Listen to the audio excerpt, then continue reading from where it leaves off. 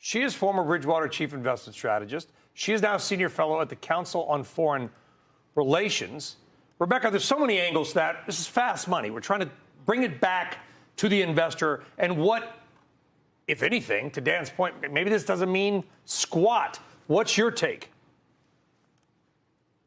There's so many things that have to line up before the Fed actually loses its independence, that the Federal Reserve has a majority of Trump appointees or Trump-friendly policymakers who cut rates despite what inflation is. So to me, it's not that surprising yet that the markets have only had a modest reaction. We have seen the yield curve steeper. We've seen the dollar lower. We've seen gold higher. So there is a reaction, but it's modest. I think part of that is because this is still a probability, not a eventuality. What I'm looking at, though, taking it back to fast money, President Trump today in one of his many posts said once he gets a majority, so he's not being subtle, this is where he wants to go with the Fed, housing will fly, housing will take off.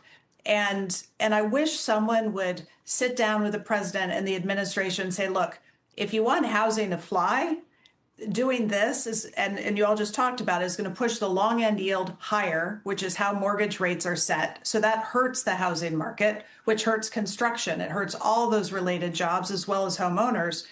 But what we really need to do is focus on supply. We just got housing data out within the last day or two showing that homes under construction was down 12% over the last year.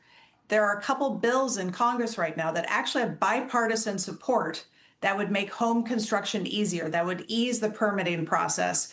If the president's serious about housing and this whole, thing going on here is really about the long end of the curve, there's a solution, and it's not the Fed. It's supply. Yeah, well, that's interesting. So what I was going to ask you, Rebecca, and you ended at the perfect place, because I was going to ask you, and there's a feeling everybody around this table has been doing this a long time. I feel like we're addicted to the Fed as an economy, right? Like, we're like, well, if rates come down a little bit, it's going to save housing.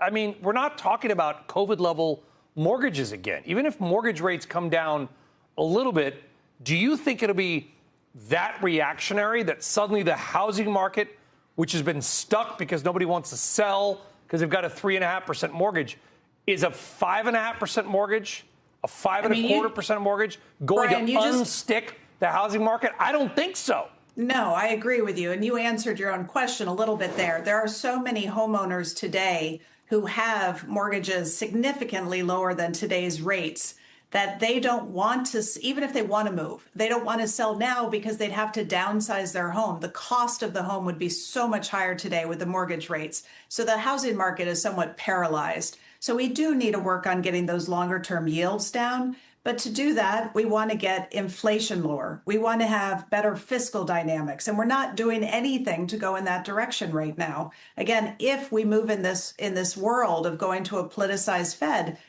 core PCE, the Fed's preferred inflation measure, is going to come out later this week, most likely at 2.9%. So we're almost a whole percentage point above the Fed's target.